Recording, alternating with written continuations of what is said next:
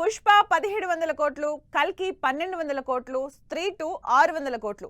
ఇలా Indian cinema వందల కోట్ల కలెక్షన్స్ తో సూపర్ హిట్లు కొట్టడమే కాదు, వందల కోట్ల బడ్జెట్ పెట్టి కనీసం 10 కోట్ల కలెక్షన్లు కూడా రాబట్టలేక బాక్స్ ఆఫీస్ దగ్గర బిగ్గెస్ట్ డిజాస్టర్లుగా నిలిచిన సినిమాలు కూడా ఉన్నాయి.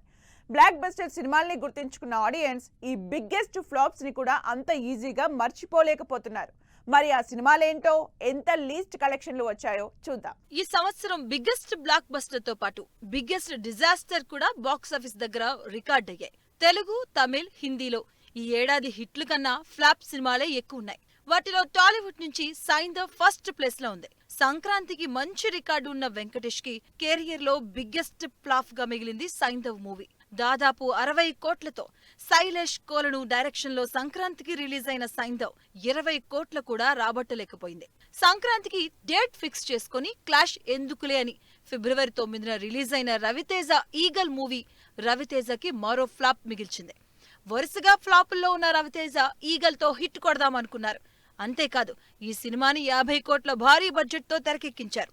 కంప్లీట్ యాక్షన్ ఎంటర్టైనర్ గా తెరకెక్కిన ఈగల్ మాత్రం అందరి అంచనాలను తలకిందులు చేస్తూ డిజాస్టర్ అయింది. ఇక ఈ ఏడాది వరుణ్ తేజ్ కి అసలు వర్కౌట్ కాలేదనే చెప్పాలి.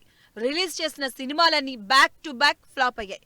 ఈ మెగా హీరోకి ఎన్నో ఎక్స్పెక్టేషన్స్ తో పాన్ ఇండియా వైడ్ గా భారీ స్టోరీ, యాక్షన్ తో రిలీజ్ అయిన ఆపరేషన్ వాలంటైన్ మార్చి 1న రిలీజ్ అయి అసలు బాలీవుడ్ కాదు కదా, కనీసం తెలుగు ఆడియన్స్ ని కూడా ఆకట్టుకోలేకపోయింది.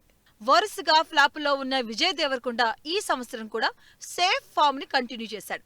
గీతా గోవిందంతో క్రేజ్ తెచ్చిన డైరెక్టర్ పరశురామ్తో చేసినటువంటి ఫ్యామిలీ స్టార్ ఎన్నో ఎక్స్పెక్టేషన్స్ తో ఏప్రిల్లో రిలీజ్ అయింది. మృణాల్ ఠాకూర్ హీరోయిన్ గా ఏప్రిల్ 5న థియేటర్స్ లోకి వచ్చిన ఈ కమర్షియల్ లవ్ స్టోరీ ఆడియన్స్ లో ఉన్న హైయెస్ట్ ఎక్స్పెక్టేషన్స్ ని రీచ్ కాలేక బిలో యావరేజ్ టాక్ తో సరిపెట్టుకుంది. ఈ ఏడాది సమ్మర్ కి సాలిడ్ వెల్కమ్ చెబుతామనుకున్న ఫ్యామిలీ స్టార్ అసలు ఇంపాక్టే చూపించలేకపోయాడు.